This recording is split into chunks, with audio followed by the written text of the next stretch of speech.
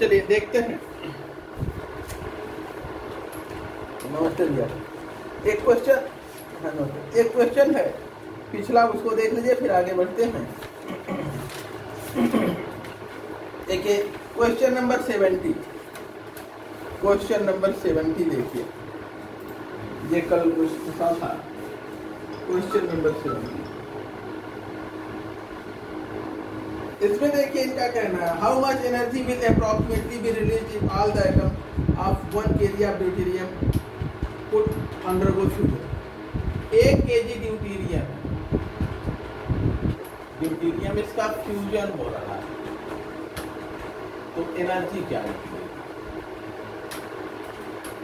होगी, ये इन्होंने पूछा। ठीक है ना। देखिए ड्यूटेरियम का फ्यूजन जो है इस प्रकार से होता है। ड्यूटेरियम का फ्यूजन जब दो आइटम इसके फ्यूज होते हैं, तो हमें यह एक Fe13 देता है, प्लस एक न्यूट्रॉन देता है, प्लस एनर्जी इसमें मिलती है 3.27 MeV। ठीक है, जब दो आइटम फ्यूज होते हैं। आगे तो है उसके बाद क्या होता है, ये जो हीलियम 2-3 बना है, जो हीलियम 2-3 बना है, ये फिर ड्यूटेरियम से कॉम्बिनेशन करता है और हमें हीलियम 2-4 देता है, प्लस एक प्रोटॉन देता है, और अब की 18.3 MeV एनर्जी निकलती है, 18.3 MeV। इस प्रकार से टोटल कितने ड्यूटेरियम के आइटम फ्यूज हो रहे हैं, 1, 2 और 3। जब ड्यूटेरियम के आइटम फ्यूज होते हैं तो हमें मिलता क्या है, हमें मिलता है हीलियम, मिलता है न्यूट्रॉन और proton. Helium 24 plus H11 plus N01 ये मिलता है, और प्लस यहाँ पर इसको जोड़ लेंगे तो ये हो जाएगा 21.57, या हम कहें 21.6 MeV एनर्जी हमें चाहिए। ठीक है ना। अब देखा जाए आगे जो है, हम ये देख रहे हैं कि 3 आइटम जब फ्यूजन कर रहे हैं, 3 आइटम जब फ्यूज हो रहे हैं तो हमें इतनी एनर्जी निकल रही है। ठीक है, तो इतने केजी में जितने आइटम है वो जब फ्यूज होंगे तो कितनी एनर्जी निकलेगी। तो देखा जाए 1000 ग्राम में आइटम्स कितने होंगे, 1000 ग्राम में आइटम्स कितने होंगे ये देखा जाए तो नंबर ऑफ आइटम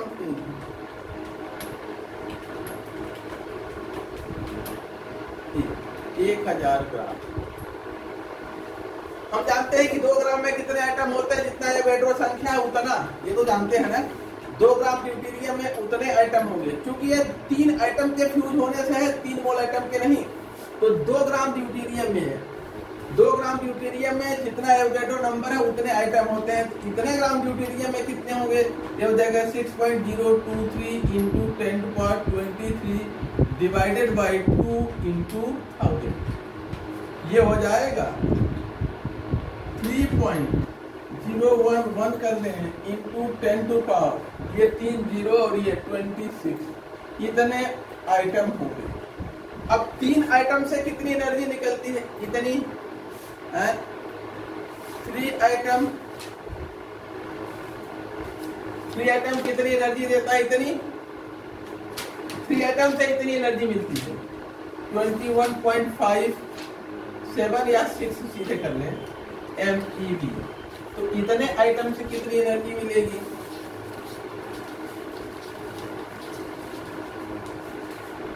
आइटम से, तो ये हो जाएगा 21.6/3 इंटू 3.011 इंटू 10⁻26, इतना MeV।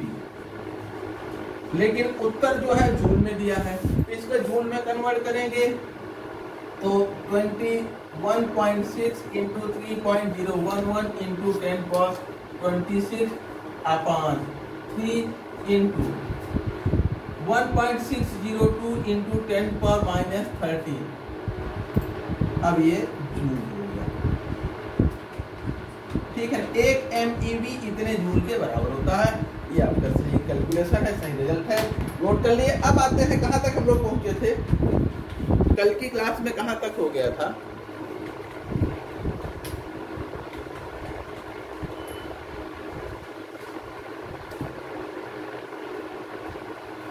बोलिए भाई,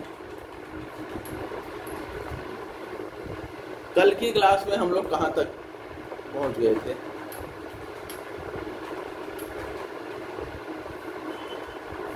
मेरी आवाज नहीं जा रही है, आप लोगों की आवाज?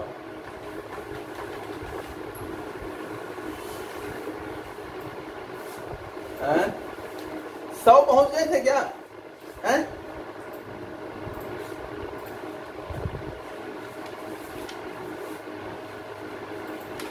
एक 103 देखना था।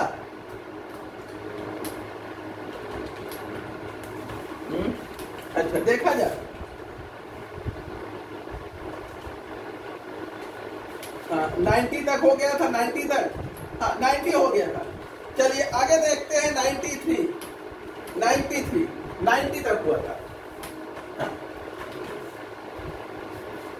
90 होना है ना, तो 90 जो है, जिसका सवाल उससे हमसे मतलब है 93 पे आइए। देखा जाए, who proposed the orbit of electron in an atom are elliptical? Elliptical orbit किसने दिया था? Elliptical orbit किसने प्रस्तुत किया था? सोमरफेल्ड। ठीक ना, ये देख लीजिए। और अगला सवाल है 94 देखिए।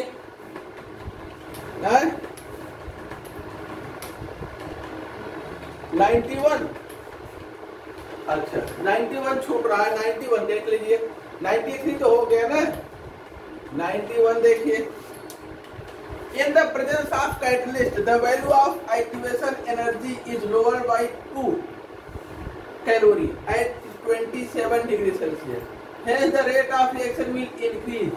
रिएक्शन का रेट कितना गुना बढ़ जाएगा? ठीक है ना,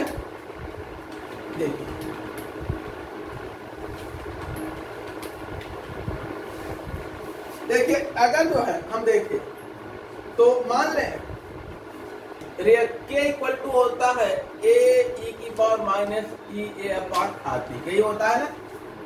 अब मान लें किसी टेम्परेचर T1 पर, यानी कि टेम्परेचर तो T सेम है, कैटलिस्ट की एब्सेंस में, इन एब्सेंस ऑफ कैटलिस्ट जो रिएक्शन का रेट के ए से डिनोट कर ले, के ए, ठीक है। ए का मतलब एब्सेंस ऑफ कैटलिस्ट, ये हो जाएगा ए ई की power minus E A upon R T. और इन प्रेजेंस ऑफ कैटलिस्ट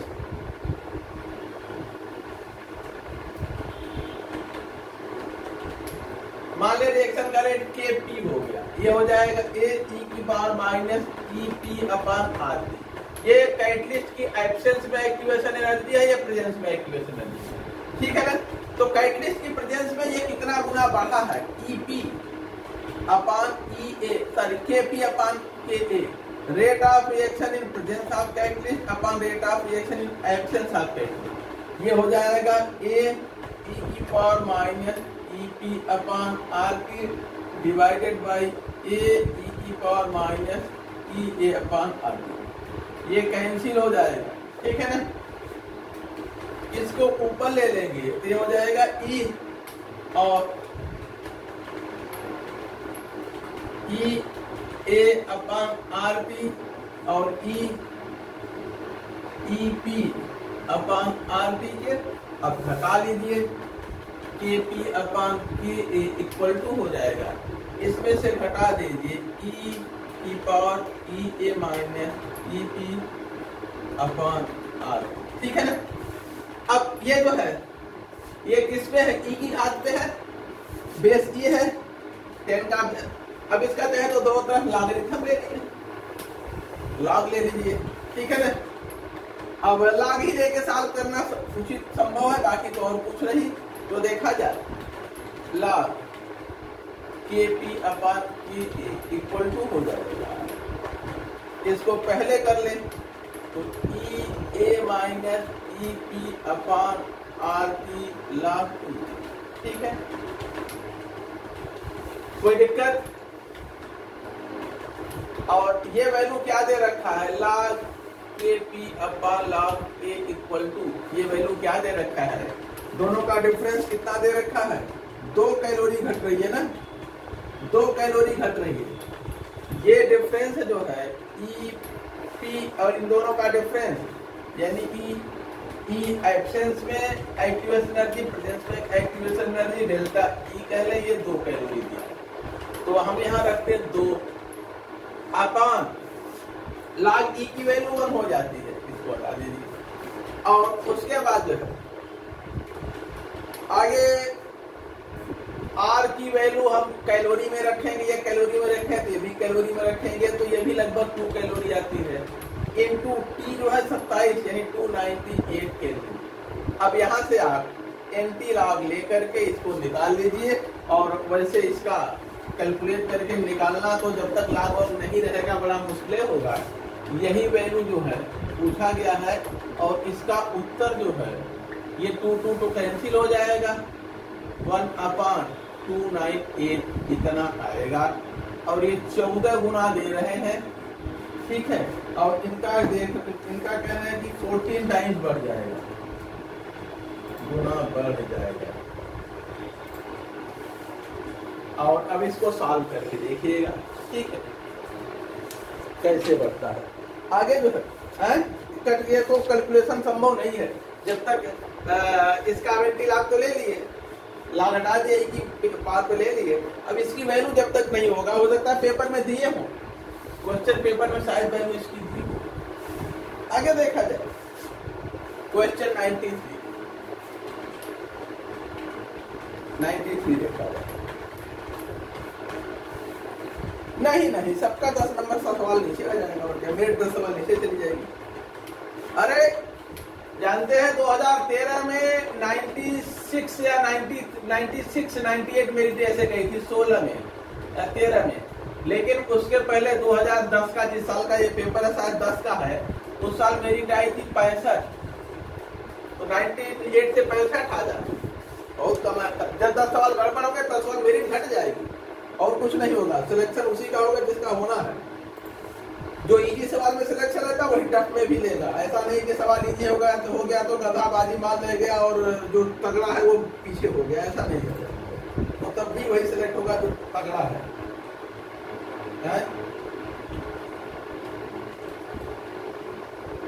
अब पहले पेपर हमारे पास आवे तब हम बताएं, पेपर तो आया नहीं हमारे पास, पेपर देखे तब बताओ, बगैर पेपर देखे कैसे बताओ। Items of an element differing in mass through though possessing the same chemical properties are called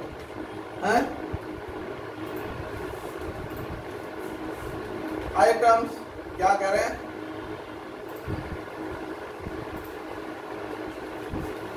जब आप परीक्षा देके आएंगे घर, उसके 1-2 घंटे बाद मेरे पास आ जाता है।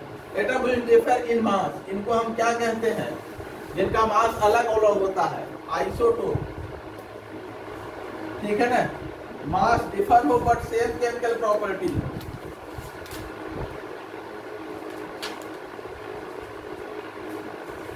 इनका कहना एक ऐसे कुछ आइटम्स हैं जिनका मास अलग अलग है लेकिन उनकी केमिकल प्रॉपर्टी सेम है, तो क्या कहलाएंगे? आइसोटोप।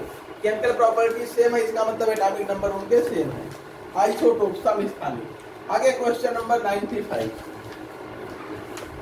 क्वेश्चन 95 है?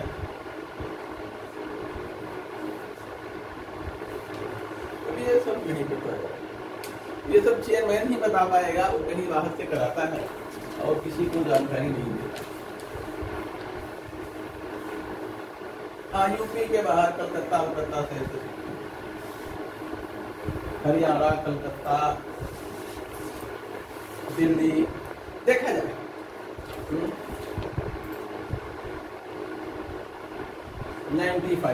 Question 95। Half life of radium is 16 years. Radium की हाफ लाइफ 16 ईयर्स है। ये हाफ क्या दे रखे हैं? 1600 ईयर।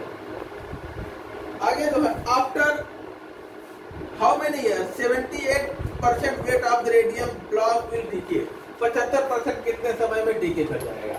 अगर हम 100 ग्राम ले लिए तो 1600 वर्ष में कितना करेगा 50, अगले 1600 वर्ष में कितना हो जाएगा 25, तो यहाँ बचेगा कितना 70% डीके कर गया ना, 50 और 25 टोटल 75% इसमें से निकल गया। ठीक है, पहले इतना निकला और फिर बाद में कितना निकल गया, तो बचा कितना 25 बचा यहाँ, तो कितना हो जाएगा 16 16 3200 ईयर। ठीक है, 3200 ईयर देख लीजिए इसमें। आगे क्वेश्चन 96 क्या है, third electron in beryllium atom has 4 sets of quantum number. Beryllium ना, बेरिलियम का एटॉमिक नंबर 4 होता है, 1s2 2s2 यही होता है। पहला दूसरा इलेक्ट्रॉन यहाँ होंगे और तीसरा चौथा यहाँ, तो ये तीसरा है और ये क्या है चौथा। इसके चारों क्वांटम नंबर, n की वैल्यू 2 होगी, l की वैल्यू 0, m की वैल्यू 0, s की वैल्यू +1 बचेगी। ठीक है, नोट कर लीजिए। आगे देखते हैं क्वेश्चन नंबर 97। क्वेश्चन 97 देखिए,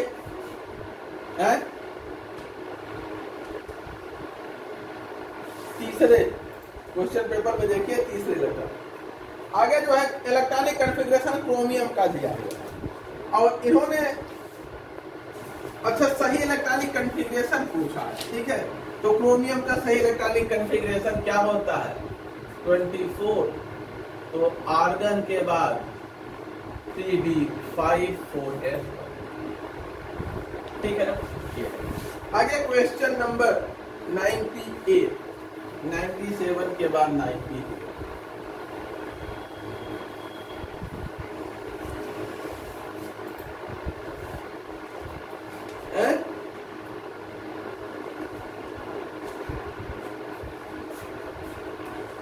हाँ, ये 1s और ये 2s, तो ये पहले ये भरा फिर अगला भर गया, इसमें पहले ये भरा फिर ये भर गया, तो ये पहला दूसरा तीसरा चौथा।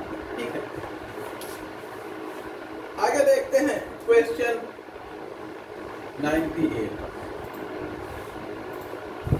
अगर एक ही सब सेल के ऑर्बिटल हैं तब सब पहले एक एक भरते हैं, जैसे 2p होता तो पहले एक फिर पेयरिंग एक, हमेशा इसका मतलब नहीं कि जिस सब सेल में हो सब में पहले एक एक भर देंगे। ठीक है ना, आप गलत सोच रहे हैं कि सब में पहले एक एक भर दें।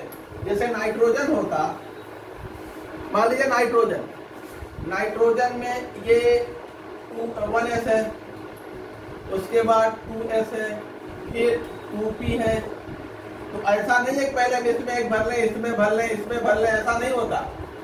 किसी एक सब सेल के जितने ऑर्बिटल है उनमें पहले एक एक फिर पेयरिंग, ऐसा नहीं कि पूरे सेल में हम एक एक भर दें फिर पेयरिंग शुरू करें। ठीक है ना, तो ऐसा नहीं होता।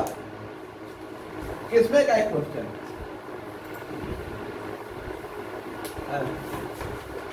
बताइए, बताइए क्या क्वेश्चन है? हाँ हाँ,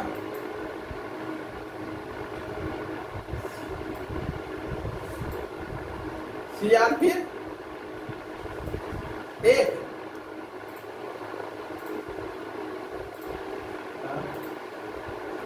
हाँ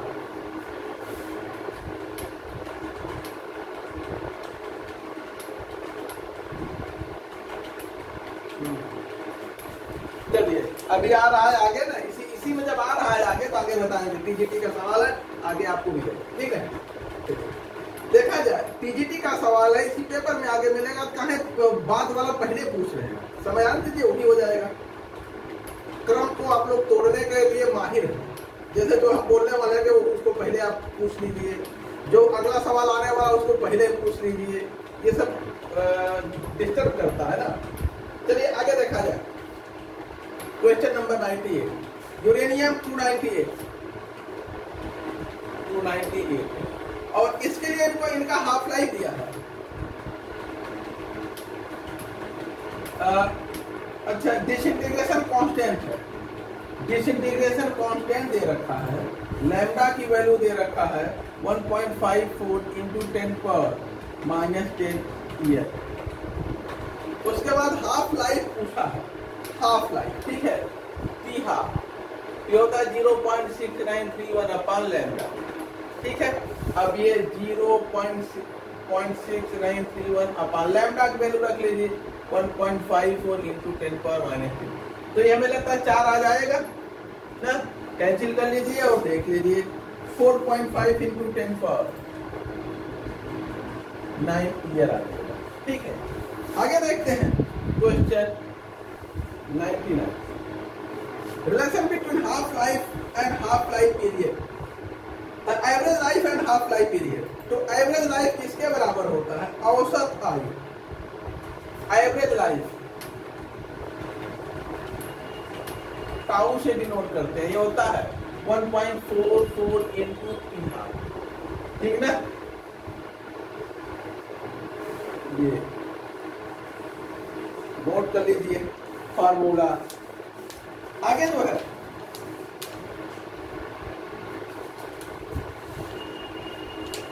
नेक्स्ट जो है क्वेश्चन है,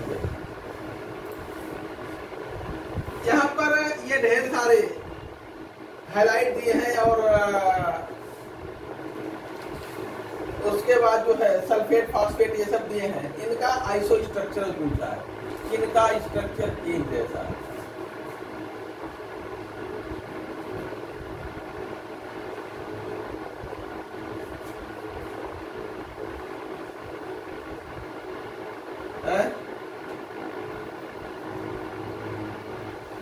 क्या हो गया?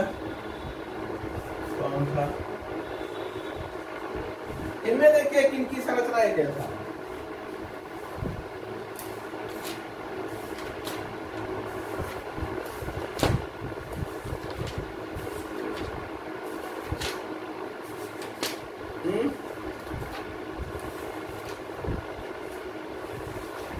समय तो सभी का टेट्राहेड्रल लग रहा है ना, ये भी टेट्राहेड्रल है, ये भी टेट्राहेड्रल लग रहा है, ये है, तो इसमें अलग कौन सा है?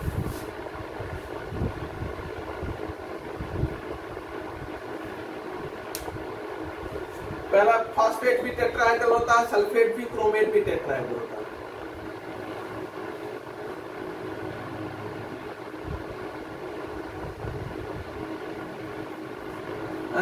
दोनों होगा ना, हमें पहला दूसरा दिए हैं, तीसरा चौथा दिए हैं, अब जो विकल्प दिया उनमें से तो दोनों है, ठीक है ना। सभी हैं टेट्राहेड्रल, ये ध्यान देंगे, सभी टेट्राहेड्रल हैं, हाँ।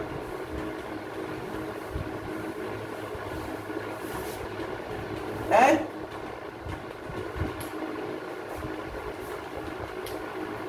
लेकिन तब भी स्ट्रक्चर टेट्राहेड्रल ही बनता है, sd3 का, ठीक है ना। sd3 MnO4 माइनस इसका भी sd3 बनता है, ठीक है ना, लेकिन सभी टेट्राहेड्रल ही बनते हैं। आगे देखा जाए, हाँ कौन सा छूटा था भाई, कौन सा कह रहे थे छूट गया है?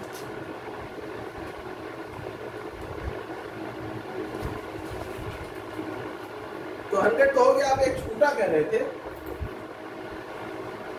100 तो मैं बता ही रहा था, कोई ये कह के छूट गया है। चलिए आगे देखा जाए, ड्यू टू लैंथेनाइड कंट्रैक्शन के कारण जिरकोनियम और हाफनियम का ऑलमोस्ट इक्वल साइज होता है, या ध्यान कर दीजिए बहुत लिखा जाएगा, due to zirconium and hafnium equal size, इसको खूब बताया है, ड्यू टू लैंथेनाइड कंट्रैक्शन, ठीक है ना। अगला देखा जाए क्वेश्चन 102,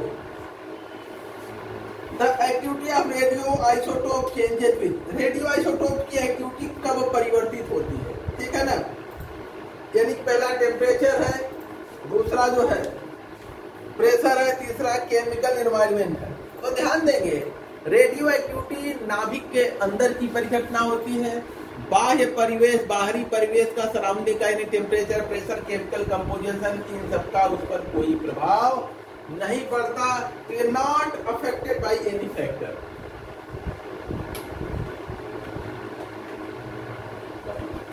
एनी एक्सटर्नल फैक्टर।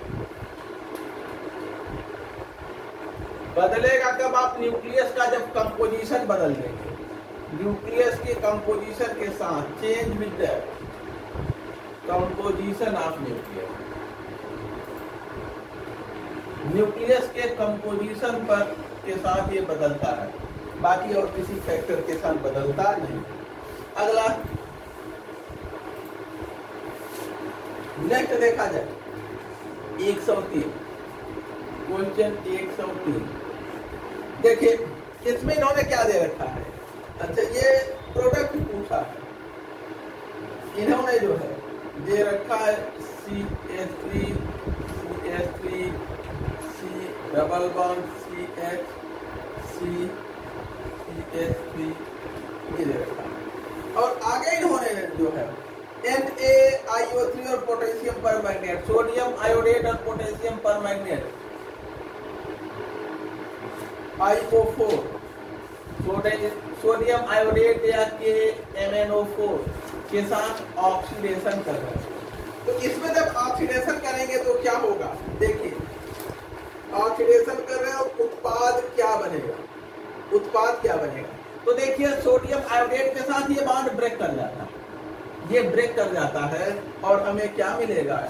हमें मिलेगा CH3 CH3 CO प्लस, और ये जो है H+O C और CH3 का ये मिलेगा। ठीक है, नोट कर लीजिए।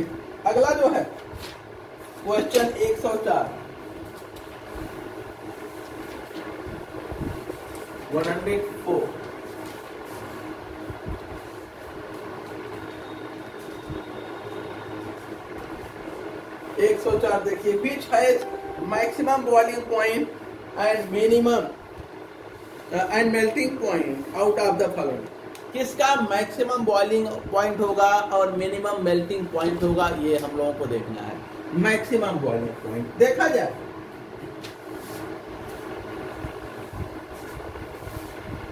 सरफेस एरिया बॉइलिंग पॉइंट किस पे डिपेंड करता है? मेल्टिंग बॉइलिंग पॉइंट डिपेंड करता है मॉलिक्यूल के बीच का जो इंटरेक्शन है। इंटरमॉलिक्यूलर फोर्स अगर हाई है, हाई इंटरमॉलिक्यूलर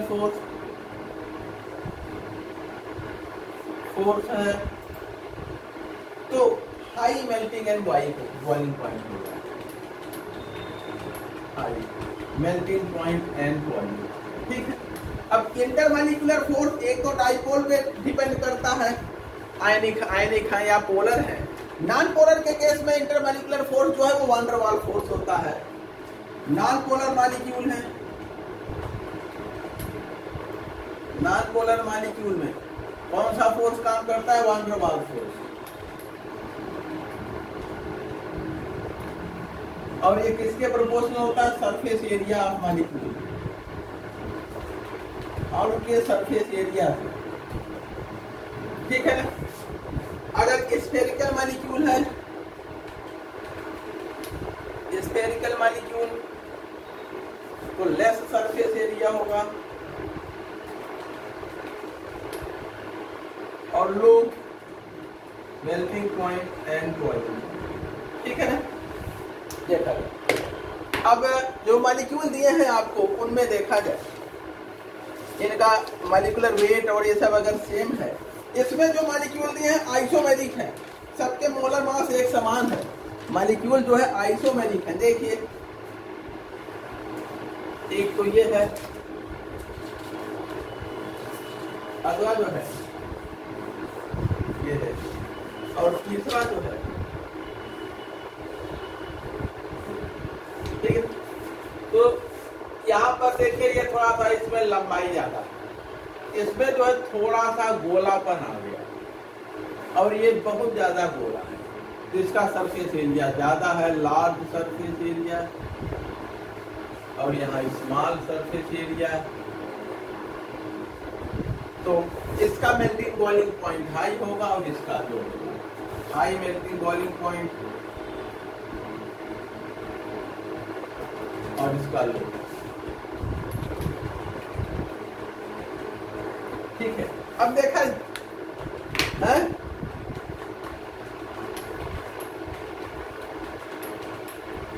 क्या होगा, लीनियर। फिर से बोलिए। हाँ, ये कैसा है, चल लीनियर नहीं है।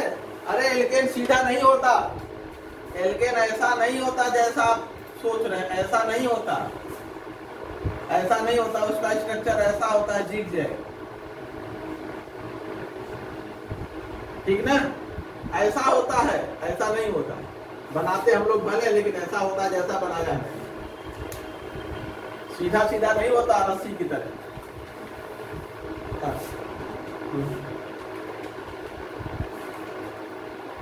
103 में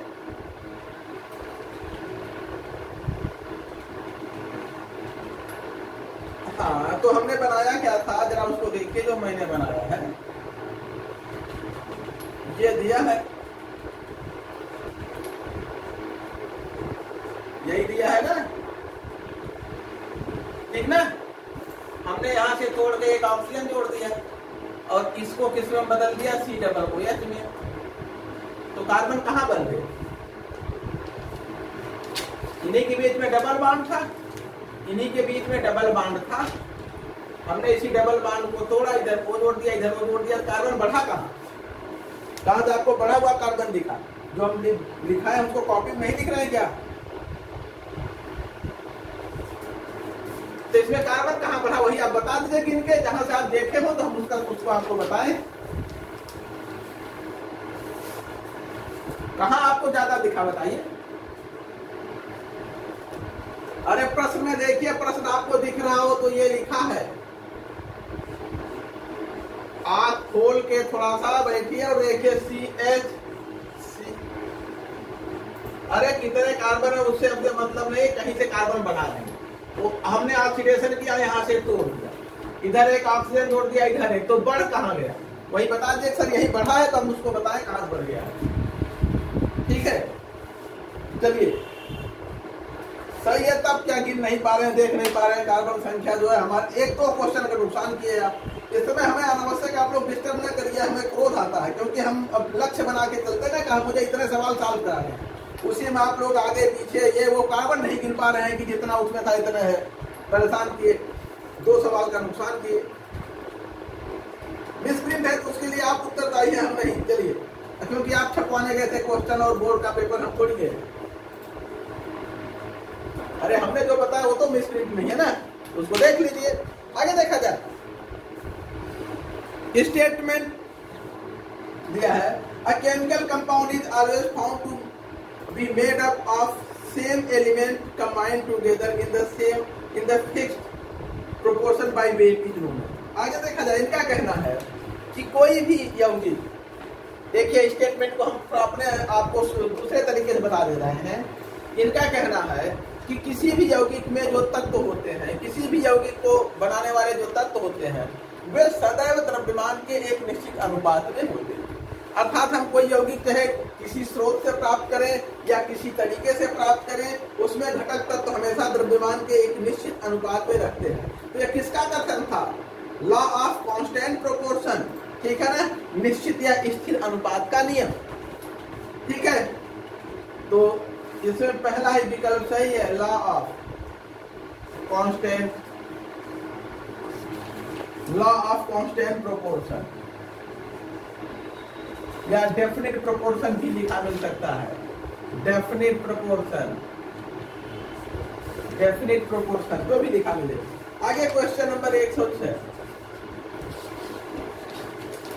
which of the following pair represent isobar. Isobar किसमें, जिनमें मास नंबर सेम हो। हाँ, अब ये नहीं पूछा गया है तो हम क्या, अब वो आप जानते रहिए, पूछा नहीं गया। चलिए, आइसोबार जिनके मास नंबर समान हो, तो अगर हम देखें तो विकल्प सी में जो है, विकल्प सी में देखा जाए पोटेशियम 40, कैल्शियम 40, ये दोनों जो है आइसो वाला, ठीक है ना, यही विकल्प सही है। अगला देखा जाए the law of multiple proportion illustrate by the pair.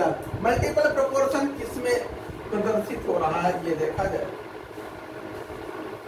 किस विकल्प में गुणित अनुपात के नियम का पालन हो रहा है। विकल्प देखिए किस कथन में, पहला है sodium chloride and sodium bromide ना, मल्टीपल में क्या होता है कि तत्व तो वही रहते हैं, बस उनकी संख्या का रेशियो बदल जाता है।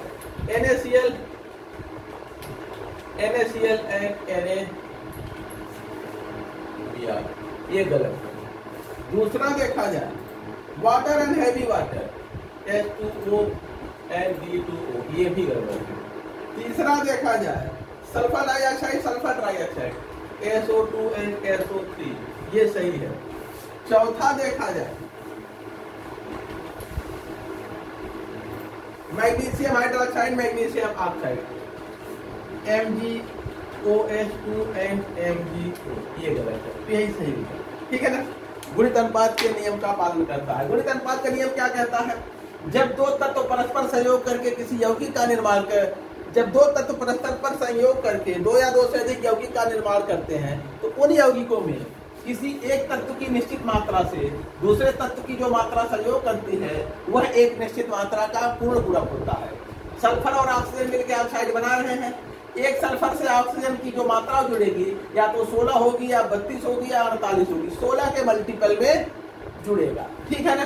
यहाँ देखिए 32 है, यहाँ 48 है, 16 अब SO4 हो तो 54 हो जाएगा, 64, यानी कि 16 के मल्टीपल में ही जुड़ेगा, इसे लॉ ऑफ मल्टीपल प्रोपोर्शन कहते हैं। अगला देखा जाए question number 108। The atomic mass of the element are usually fractional because atomic mass fractional होते हैं, क्यों? हमने बताया था कि जैसे क्लोरीन का एग्जांपल लेके समझाया था, क्लोरीन का 35.5 होता है और ये मास नंबर हम कैसे प्राप्त करते हैं, Z+A से ना, प्रोटॉनों की संख्या प्लस न्यूट्रॉनों की संख्या, प्रोटॉन न्यूट्रॉन से प्राप्त करते हैं, ठीक है ना। और प्रोटॉनों और न्यूट्रॉनों की संख्या का योग कभी दशमलव में नहीं हो सकता, क्योंकि हमेशा या तो 1, 2, 3, 4 होता है, 1.5, 2.5, 3 प्रोटॉन न्यूट्रॉन किसी न्यूक्लियस में नहीं होते। तो ये फ्रैक्शनल कैसे हो गया, कारण क्या है, इसके दो समस्थानिक मिलते हैं नेचर में, और अगर किसी तत्व के दो या दो से अधिक समस्थानिक नेचर में पर्याप्त मात्रा में मिल रहे हैं तो हम उनका जो मास नंबर है इसके औसत द्वारा व्यक्त करते हैं, जिसके कारण ये फ्रैक्शनल होता है। तो कारण क्या है, एक से अधिक समस्थानिक का प्रकृति में पाया जाना, ठीक है ना। समस्थानिकों के मिश्रण होते हैं, दो समस्थानिकों का मिश्रण है क्लोरीन, इसलिए इसका परमाणु भार दशमलव में भिन्नात्मक है, ठीक है ना। तो विकल्प डी है, दो या अधिक समस्थानिकों का मिश्रण। क्वेश्चन 109 देखिए, 109 क्या है, the radius of an atomic nucleus is of the order, nucleus का radius 10⁻13 centimetre, nucleus R = 10⁻13 centimetre, इसी को एक फर्मी कहते हैं, या ये हो जाएगा 10⁻15 मीटर, ठीक है। ये जो है रेडियस है, तो देख लीजिए विकल्प सी सही है, सेंटीमीटर, मीटर या फर्मी जोड़ लिया। आगे जो है क्वेश्चन नंबर 110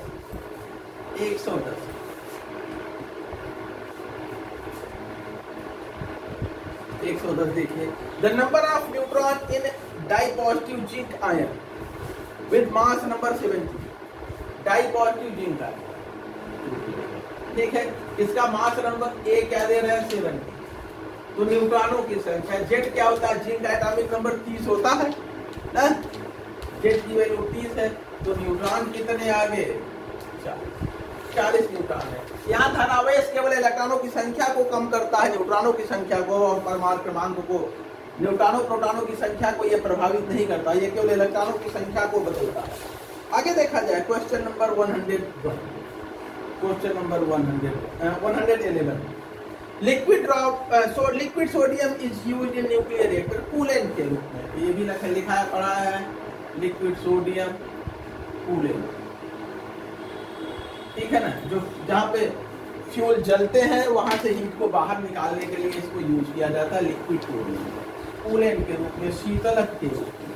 अगला क्वेश्चन नंबर 112, क्वेश्चन नंबर 112 देखा जाए, the quantum number not obtain from Schrodinger wave equation. Schrodinger से कौन सा नहीं मिला था? वो देखिए N, L, M और S, ये चार है, ये श्रोडिंगर से मिलते हैं और ये जो है श्रोडिंगर से नहीं मिलता। स्पिन क्वांटम नंबर इसे अलग से जोड़ा गया है, तो कौन सा नहीं मिलता? Spin. Question number 113, question number 113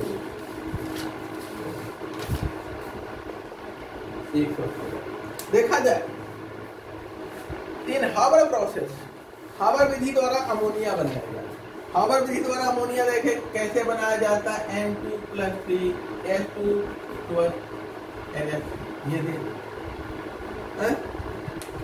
अच्छा क्रिप्टॉन का, अच्छा ये 113 क्रिप्टॉन का है। चलिए देखा जाए, krypton atomic number 36 atomic number है द इलेक्ट्रॉनिक कॉन्फ़िगरेशन, इसका इलेक्ट्रॉनिक कॉन्फ़िगरेशन दे रखा है 3s2 और 4s2 3d10 4p6 दे रखा है। The 37 electron will go into which one of the following? अब अगर 36 और 37वां होता तो किस पे जाता? बोलिए भाई, 37वां इलेक्ट्रॉन अगर अगला होता तो किस पे जाएगा?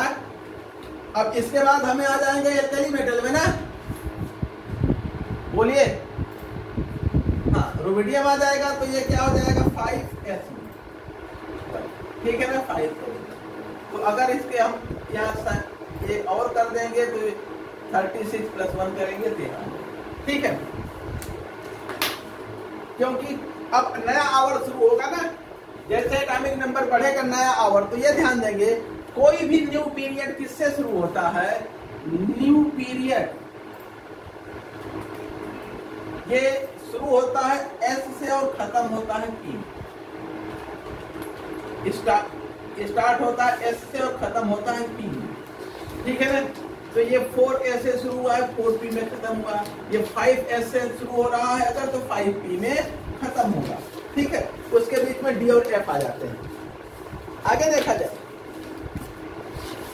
क्वेश्चन नंबर 140,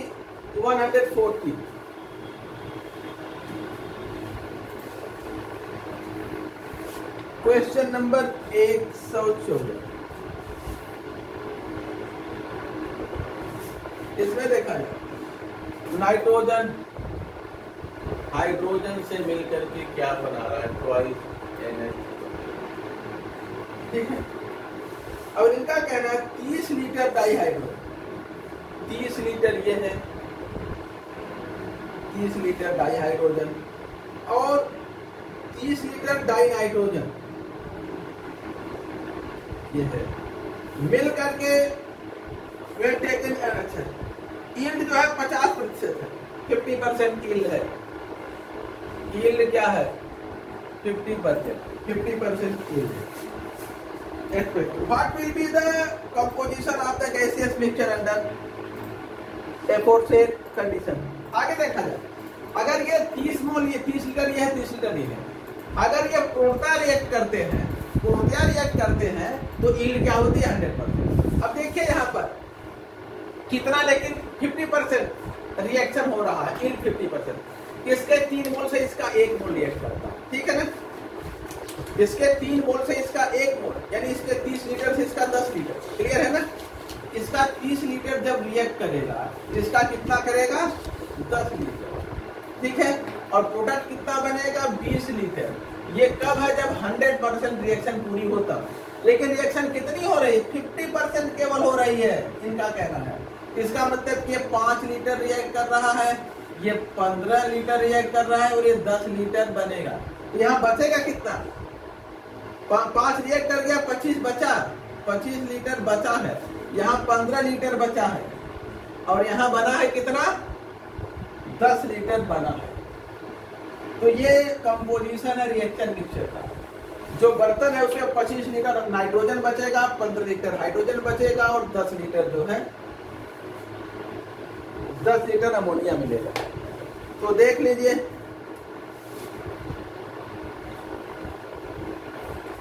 घबरा दिए क्या? इसके 3 मोल से इसका 1 मोल रिएक्ट करता है, इसके 3 लीटर से इसका 1 लीटर, तो इसके 30 लीटर से इसका 10 लीटर। और जब इसका जो है, जब इसका 3 मोल रिएक्ट करता है तो इसका 2 मोल मिलता है, जब इसका 30 लीटर रिएक्ट किया तो इसका 20 लीटर मिला। अगर ऐसा है तो 100% यील्ड है, लेकिन इनका कहना यील्ड 50% है। तो ये 10 जगह 5 रिएक्ट किया है, और ये जो है 30 जगह 15 रिएक्ट किया, ये 20 जगह 10 बना है। तो यही कंपोजिशन तो होगा। जब ये 5 रिएक्ट कर गया तो बचा कितना, 25, ये 15 रिएक्ट कर गया तो 15 बचा, और ये 10 बना है। विकल्प ना सही मिले उसकी हमारी गारंटी नहीं है, जो सही उत्तर होने लगा दिया। आगे विकल्प मिलना न मिलना वो बोर्ड की जिम्मेदारी है।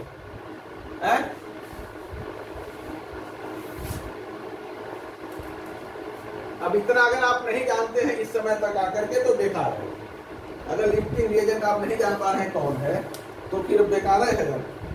आगे देखा जाए, the electronic configuration of an element is, electronic configuration दे रखा है।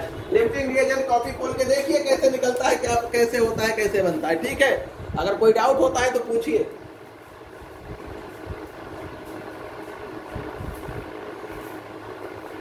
Electronic configuration of an element is, किसी एलिमेंट का electronic configuration 1s2 2s2 2p6, उसके बाद 3s2 3p6 3d5 4s1।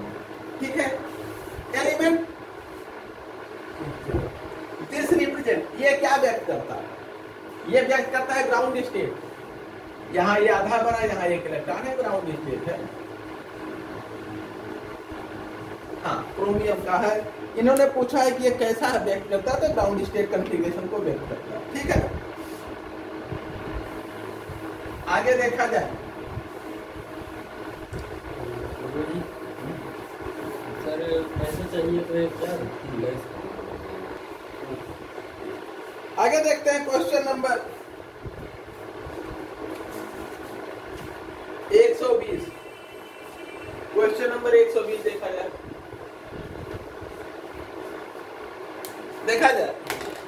Which of the following has maximum number of unpaired electron, किसके पास है ये निकाल लेंगे आप लोग। Mg2+, इसमें क्या होता है 1s2 2s2 2p6, 10 इलेक्ट्रॉन है, कोई अनपेयर्ड इलेक्ट्रॉन नहीं है। टाइटेनियम Ti3+, टाइटेनियम में 4 होते हैं, 3 निकला होता है, 1 अनपेयर्ड है, इसमें 0 है। उसके बाद वैनेडियम, इसमें 2 है। आयरन, इसमें 4 है, तो आयरन इसमें सही विकल्प है, इसमें 4 है। ये अनपेयर्ड इलेक्ट्रॉनों की संख्या इसमें 0 है, इसमें 1 2 इसमें 4। अब ये कहिएगा सर कैसे होगा, इलेक्ट्रॉनिक कॉन्फ़िगरेशन आप लिखना जानते हैं। आगे इसी के साथ ये आज का जो है इस वर्ष का समाप्त होता है। छूट गया क्या? 124 जो है ये फिजिक्स का सवाल है। ठीक है, ये फिजिक्स का सवाल है, केमिस्ट्री का नहीं है। पीजीटी में एक केमिस्ट्री में, लेकिन टीजीटी में एक केमिस्ट्री नहीं है। ठीक है ना। अब आगे जो है हम लोग आते हैं